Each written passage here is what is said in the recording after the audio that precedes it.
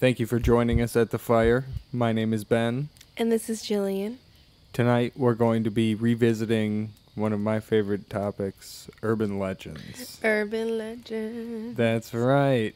We're going to be focusing on the less classic, timeless urban legends, and we're going to talk about modern stories, things that have happened recently. Yeah, I mean, if you think about it, there have been so many recent urban legends, I guess just recently developed.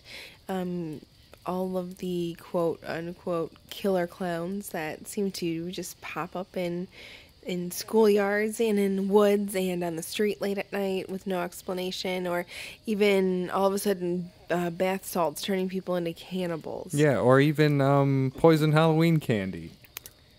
That's a fairly recent development. When I think that started becoming popular in the 70s. In the 70s, okay. So, yeah, about 50 years old. Yeah. 40. Coming on 50. Coming on 50. Even if you look at, I'm going to use a term here, creepypasta. If you look at all the creepypasta out there, there are like hundreds of urban legends that are developing among like small super fan groups. Yeah, there are these forums out there that just, that's all it is. It's people submitting these scary tales that they have written, and they are submitted most of the time as fact or first-hand accounts, something spooky, supernatural that has happened to these people. You can find them everywhere. Yeah, I think Reddit is a very popular forum that people post these creepypastas on. Yeah, we'll talk about a few later. Awesome. Well, speaking of creepypastas, I have one of my favorites that's actually gained quite a substantial amount of popularity. It has a documentary out on HBO about true crimes inspired by this character. There's a movie coming out in 2018. There are video games that are just absolutely terrifying. And I found this fantastic poem that kind of embodies the character as a whole. It's called Slender Man Poem by Rastin Amirani. Oh, should I travel through the woods, or should I not, wishing I would? For above me lurks within the trees. No one could hear my deathly screams. The palest man, the blackest suit, bigger than the tallest brute. 6 black arms will grab you up, or stalk you till you just give up. The top hat bars upon his head makes your soul fill up with dread. He takes you when you least expect, boil you up and eat your neck. He'll leave your body not to eat, but staple your corpse on a tree. Fear the man, the slender man, for he can do what no one can. That was good. That's kind of fucked up.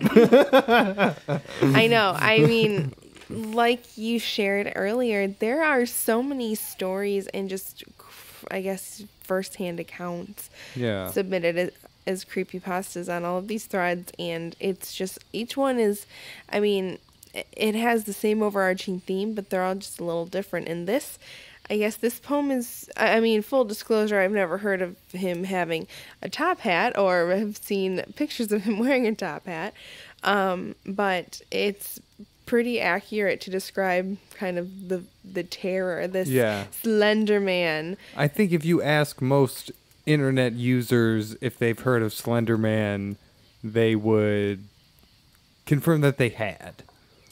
There are so many really, I guess, unique firsthand accounts that are out there. Like, it's not just stories that people submit or poems that people submit, but there's like art. And that's how it started. Exactly. That it was a contest. Somebody entered him. I think it was, I don't know. Everything I found, it began on the Something Awful forums. The exact date, June 10th, 2009. You can find the post. The username was Victor Surge. Posted 2 images. They were just of like children. It looked like a photo. They were both like photos of children playing, but in the background was the Slender Man. And he is terrifying. And each came with 2 captions. Do you want to read them? Sure. And we will have these photos up in order with these captions on our website and our Facebook page. Caption 1. We didn't want to go. We didn't want to kill them. But its persistent silence and outstretched arms horrified and comforted us at the same time. In Caption 2, one of 2 recovered photographs from the Sterling City Library blaze, notable for being taken the day in which 14 children vanished, and for what is referred to as the Slender Man. Deformity cited as film defects by officials. Fire at library occurred 1 week later. Actual photograph confiscated as evidence. So it's very, at its very origin, it already had this mysterious, dark background. It's the boogeyman. It's another iteration of the boogeyman, yeah. And who isn't afraid of the boogeyman? I think it's the internet's boogeyman. It absolutely is. It's our generation's boogeyman. I mean, the 90s had Freddy Krueger.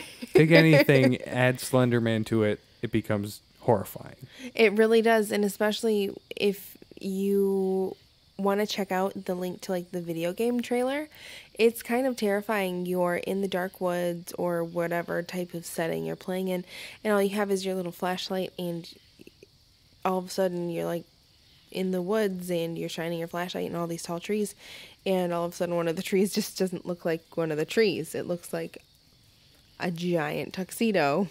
And it's just, it catches your eye just enough to question, did I see that? And he's a creepy dude. Yeah, he's creepy. He's a no face. It's not somebody that I'd like to wake up to crawling around my room in the middle of the night. Do we want to talk about the stabbing? Yeah, go for it. I mean, I shared that there was an HBO documentary, so if you want any additional information, or if for whatever reason you're weird like us and this subject intrigues you, check it out on HBO. It's called Beware the Slender Man, I think. Yes, exactly. I don't know what year it was made. I found an 2016. I found an article that had some very graphic details from the police report. Well, let's not shoot very graphic. I have a weak stomach. So it was in 2014, 2 12-year-old girls. So, like, it was very...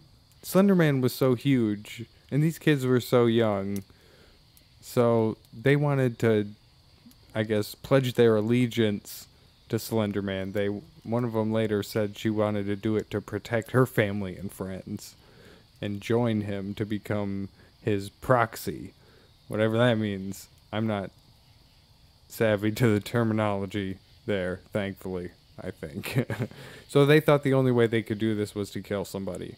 So after one of the girls' birthday, they lured this chick out into the woods and attacked her. She ended up living. Thankfully. But still, one just, I think earlier this month, just pled guilty. It was actually just a couple of days ago. Yeah. One of the girls pled guilty to... second-degree attempted murder. Okay. Because the girl lived. Yeah, she lived. They stabbed her 19 times, though. I think her body was recovered by a cyclist. Yeah. Yeah. Biker. So, and I mean, just at the age of 12, you're so young and impressionable. One of the girls is pleading not guilty, and she's been diagnosed with early onset schizophrenia. Oof. Kind of the mastermind behind the whole thing. Watch the documentary. It's really good. Slender It's very Man. well done. It tainted these people. And then there was another case that year in Ohio. A girl attacked her mother with a knife. I can play a clip from the YouTube video if you want to hear it. Yeah, let's listen to it. I came home one night from work, and she was in the kitchen waiting for me, and she was wearing a white mask. She had her hood up, and she had her, hands covered with the sleeves and the mask. She also had a knife and began attacking her mother right there in the kitchen. And mentioned playing a role. I got the feeling she was playing a role. It didn't feel like her. Terrifying. They later found stories she had written that involved the Slender Man and detailed the killing. So again, so young, so impressionable, but that's just the type of, unfortunately, kids are just getting, exposed to more and more of these types of stories at a young age, and they can't separate, what's being told in good fun and what's something to seriously relate to. I think that's the other problem. It's kids having unmonitored access to the internet like that. And then just ignorance about things on the internet and what is truth and what is just, people putting whatever the hell they want out on the internet. Children are very impressionable, like you said, and they can be susceptible to things like that. We need to educate these children how to use the internet. And I mean, to be completely honest, I kind of pride myself in the fact that it takes quite a bit to freak me out. When I was researching this topic, I kind of got sucked into the black hole of YouTube, and I started watching, oh goodness, what is it called? Hornets? Marble hornets? Yes, marble hornets. Thanks. Is that really what it's called? It's really called. That's a terrible name. It looked like it was going to be a terrible movie. So basically, there was a film student who ceased filming close to wrapping up his actual movie that he was working on with his friends just because of, I think, unworkable environment. And the unfinished tapes were stored away somewhere, and another filmmaker wanted to look at the tapes and try to salvage whatever he could, or get evidence to find out why Marble Hornets was never completed or something. And he started looking through these tapes, and what it is this Marble Hornets is this big YouTube channel where they'll upload minute to 5 minute long clips of just weird footage that was captured during this filmmaker's experience filming Marble Hornets. And he would capture firsthand accounts with Slender Man, or he would just capture really weird encounters. He'd be filming something and then Slender Man would just be in the background. And I gotta tell you, after watching a few of these, and I'm starting to freak out a little bit myself. I mean, it's just, it gets in your head. It gets in your head because apparently the more you research it, the more likely you are to be followed by Slender Man. Well, don't forget, it was made up in 2009 by some fella on the internet. Thanks, that There's makes me feel nothing better. really to worry about. He's just like a Freddy Krueger. It's Right. just like Jason Voorhees, Mike Myers, any of those boogeymen. And you know what? All the tips on the internet say, just if you're feeling kind of scared after learning about the Slender Man, just put on a funny movie and play a board game, and you'll feel better. Yeah, go buy a whoopee cushion and put it somewhere. Go to your local library. Yeah, exactly. Have a blast. So yeah, that's one of my favorite current urban legends. That's a really good one. Yeah. What about you? I was inspired to take a look around the world and see what sort of urban legends were out there. I saw a lot of really weird stuff. Like chupacabra and things like that. Ooh, my favorite. Interesting note about the Michigan Dog Man. I got some information. It was actually invented by 2 radio show hosts. It's complete, I'll say dog shit. So take it what you will. If you think you've seen the Dog Man, though, let us know.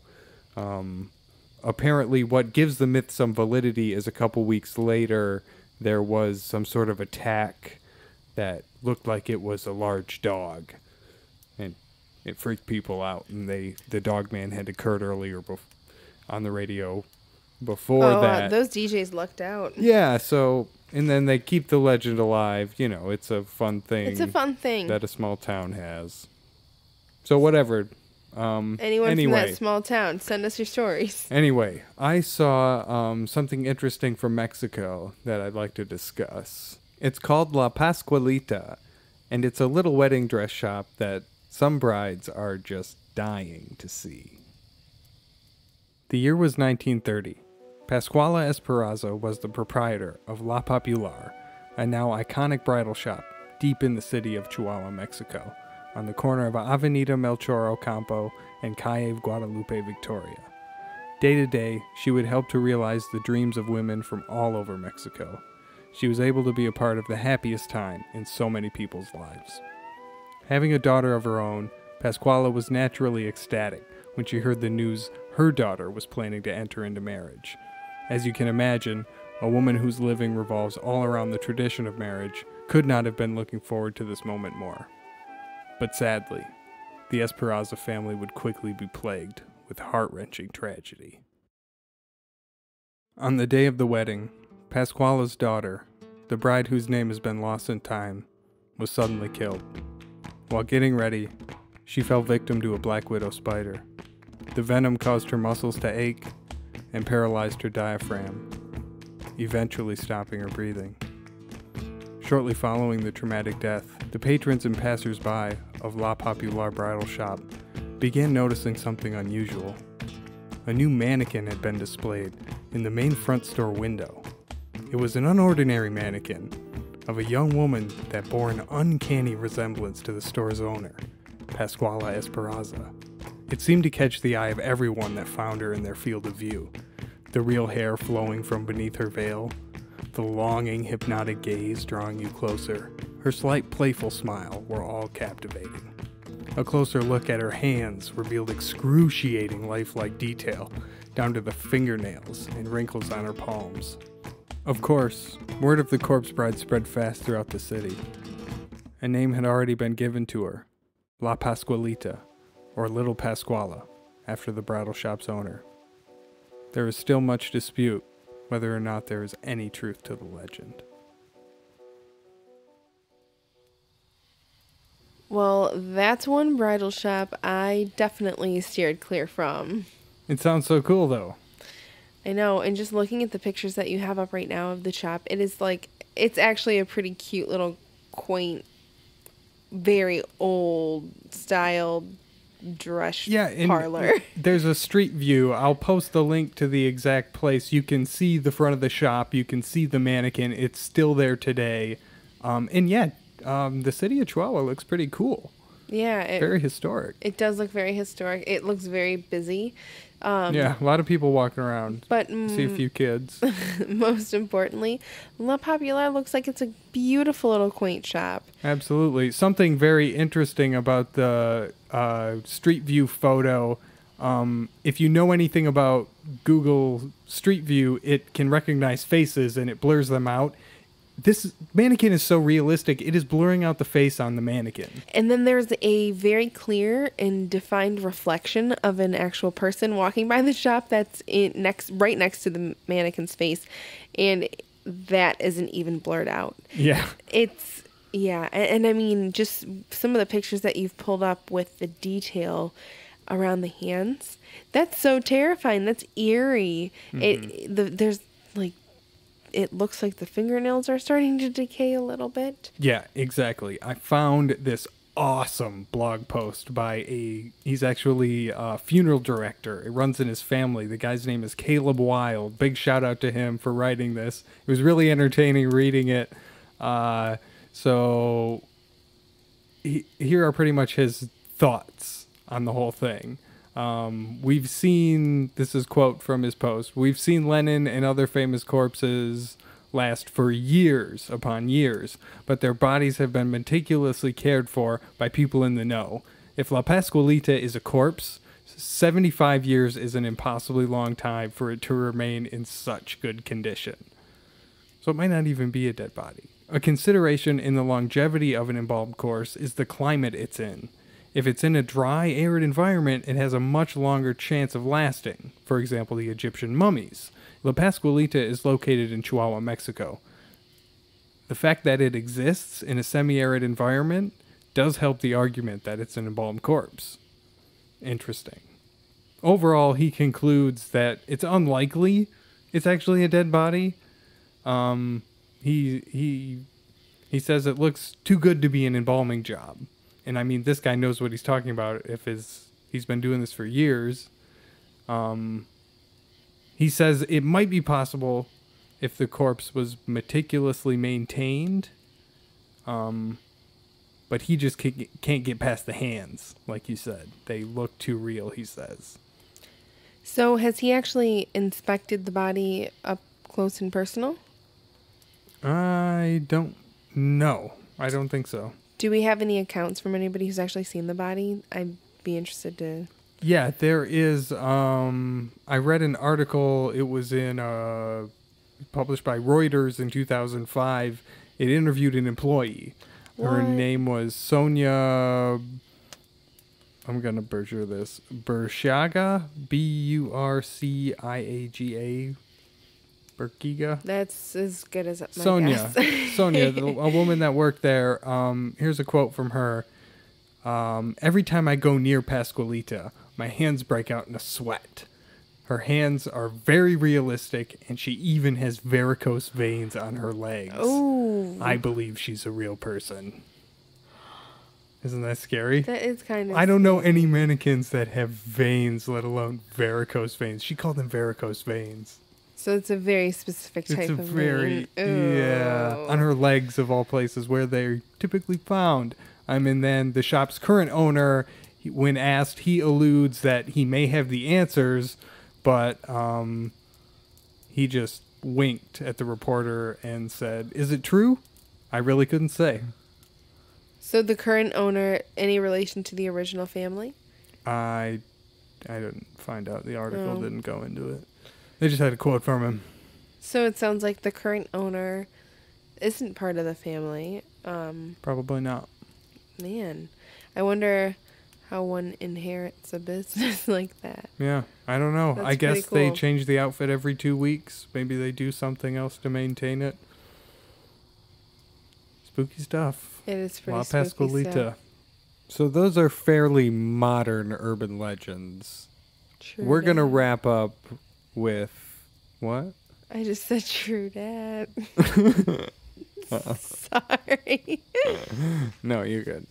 So we're going to wrap up with something a little more, I guess, classic. Something everybody's probably heard of. Bloody Mary. Dun, dun, dun. That's correct.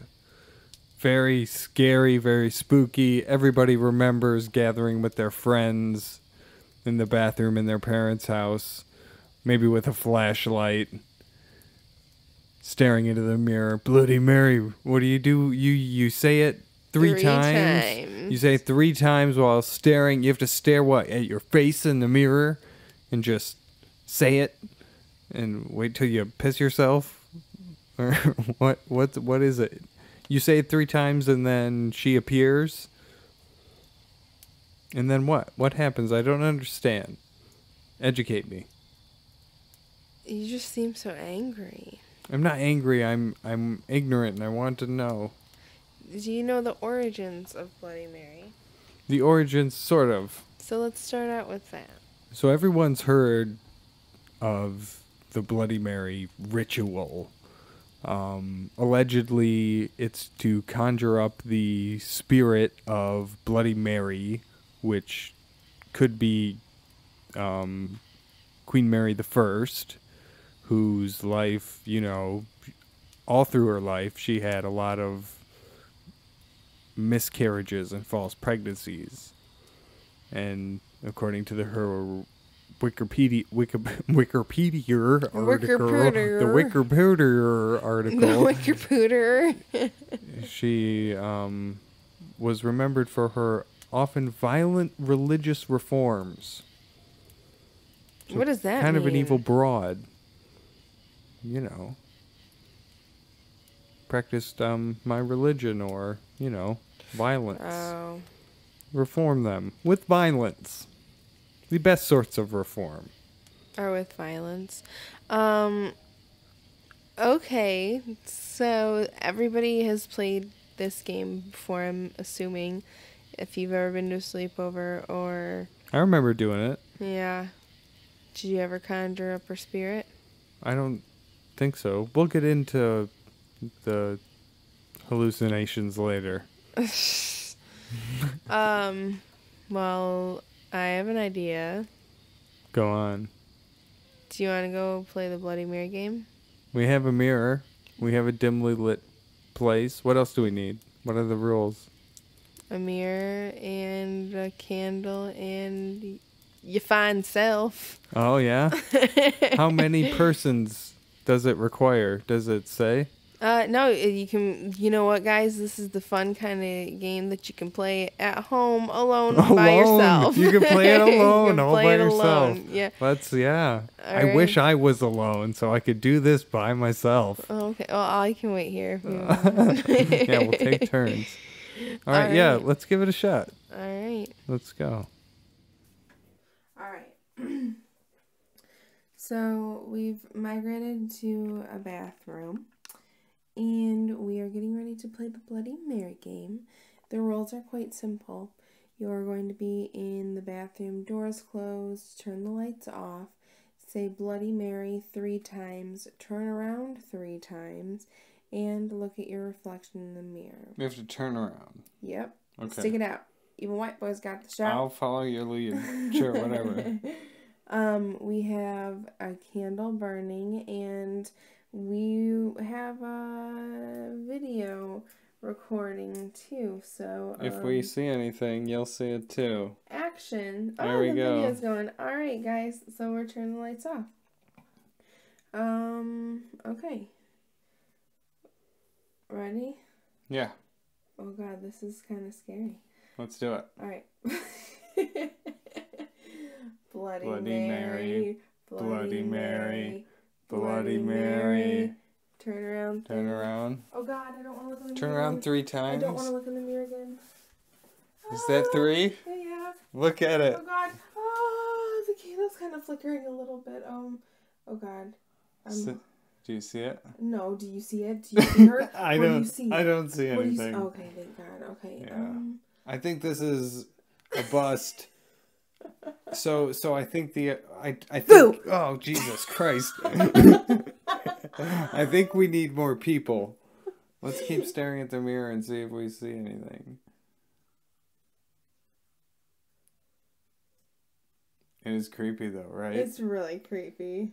I don't see anything. All right, let's get out of the bathroom and go talk about why it's so creepy to look at a mirror in low light.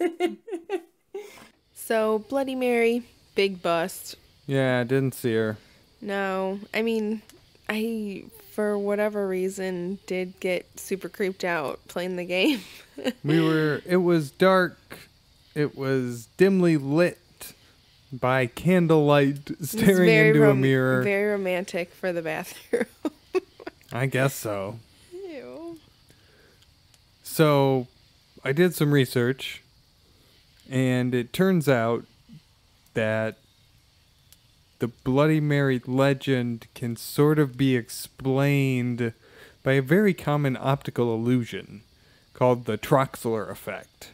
The what? Troxler effect. Troxler. You can just Google Troxler effect. You will find all sorts of images. So much Bloody Mary. So how it works, it's like you focus on this dot in the center of some image, and then the background starts to fade away. It works by fading out the features like in your peripheral that you're not immediately focusing on. It happens in your brain all the time. The optical illusion works really well on white backgrounds, like you'll see, like if you Google image it, but with a face staring into a mirror, it looks horrifying. I did totally feel like I started to have distorted features. When I was looking at myself, I was like, oh no, is my face actually morphing into Mary? Yeah, so check this out. There's a paper that was published in a peer-reviewed journal called Perception. There was an experiment conducted where they had 50 people stare into a mirror under low-light conditions for 10 minutes. 2/3 of them reported, this is quote from the study, huge deformations of one's own face, and 48% saw fantastical and monstrous beings. Ooh, that's not. That was just I'd after 10 minutes. Well, how long were we in there? 30 seconds. I think the whole length of our recording was 2 minutes. 30 seconds. So, If could you that. imagine 10 minutes? No, I could not do that for 10 minutes. That'd be horrifying. So kind of tangentially to this is something I found, and then after I read about the Troxler effect, I had to come back to it because it made so much more sense. It's like when you first read something and you think that's hogwash, that's bullshit, why, how could that be true? And then you learn some information and you have to start questioning some things that you know. So this is I'll say an attraction called the Devil's Toy Box. Allegedly, it's in northern Louisiana at a place called Farmer Graves' Haunted Orchard. So, allegedly... Farmer Gray? Grave. Oh. Farmer Graves' Haunted Orchard. Very Okay. spooky, yeah. So, it was built in 2014, I guess. It was... I don't think it's still standing. It was a windowless one-room shack, and it contained a small room. And the room was filled with mirrors. And what I mean by that is the 6 walls of the room, all mirrors. The walls, the 4 walls, vertical walls, mirrors. The floor, a mirror. The ceiling, a mirror. Spooky. Yeah. And hung on the outside of the door was a timer that would time how long this current occupant had been in there. And then it also displayed the longest amount of time somebody was able to stay in there. It was 4 minutes and 37 seconds. And according to the article I read, that guy was, quote, reduced to a wide-eyed mute. To this day, he still hasn't said a word. What? Yeah. And I found a video of somebody, I guess this is a common thing people build, a box of mirrors all facing each other. And some guy had one on YouTube and he stuck a camera in it, only for like a couple seconds at a time. But still, it's very disorienting to see. And you can, even if you've ever been in a fun house, there's the mirrors everywhere. But still, you can sort of have some sense of orientation where Right. you're going. You don't feel like you're going insane, which is allegedly what this room did to people. And they had to So- tear it down. Why do people build little boxes to mimic this? What's the purpose? Some YouTube videos I saw, people were talking about this one guy bought 6 mirrors, identical sized mirrors, and he proceeded to duct tape them together in a cube. And when he was finished, he just had this cube of mirrors facing each other. There was no way he could conceivably open it. He had taped it shut. And so I guess what happens is the mirrors facing each other, he said, can conjure demons or something. It's something people believe. They call it What? the Devil's Toy Box. I think they're confusing it with the Troxler effect. And, you know, people saying you see things in a mirror and mirrors are like portals to something. But I think it all is back to this. So mirrors, I don't believe, are portals for anything. I don't think the Devil's Toy Box is anything. I just think it causes such a harsh trick to be played on the mind, and it can't handle it.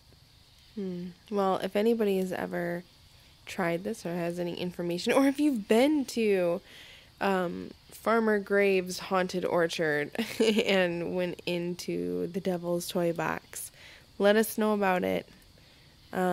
We would love to hear your stories about that, about if you've gone dress shopping at, what's the shop called? It's called La Popular. La Popular. If you've gone dress shopping there, let us know. Or if you have any experiences with the modern day boogeyman, Slender Man, drop us a line. Go to our website, www.atthefire.com, to submit your stories. And don't forget, rate and review us on iTunes, please. And we're also on Stitcher. We're on the Play Store for Google.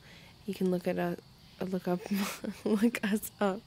You can look on at us iTunes. too. You can look at us there. Just listen too. Yeah, just listen while you stare at our pictures. Yeah, we're also on SoundCloud. Go ahead, like our channels. You'll get updates on your phone when we publish new episodes, new content. Like us on Twitter or follow us on Twitter. How does Twitter work? Yeah, follow us on Twitter. We're just tweeting around, retweeting. I don't know. We're figuring Twitter out. We're playing around with it. It's a Twitter full time. Yeah. Of course, you can catch us on Facebook. Yeah, let us know what kind of stuff you wanted. Yeah, if you have an idea for an episode, let us know. Share it with us. Share your stories with us. We're always taking stories. Shout out to the person who keeps dropping us a line about Albert Fish. Yeah, if you want some nightmare fuel, do some reading on Albert Fish. Good God. It's not really something that I would like to discuss right now. No, we won't go into it. We'll leave it at that. But again, thanks for joining us tonight, and we look forward to telling some more terrifying tales to you during our next episode at the fire. That's right. Thanks again for listening. Try to get some sleep tonight. Don't let the Slender Man bite. No, never mind. Okay, bye. That wasn't bad. Adios, amigos. Peace out, people. Ciao. Look out for Slender Man.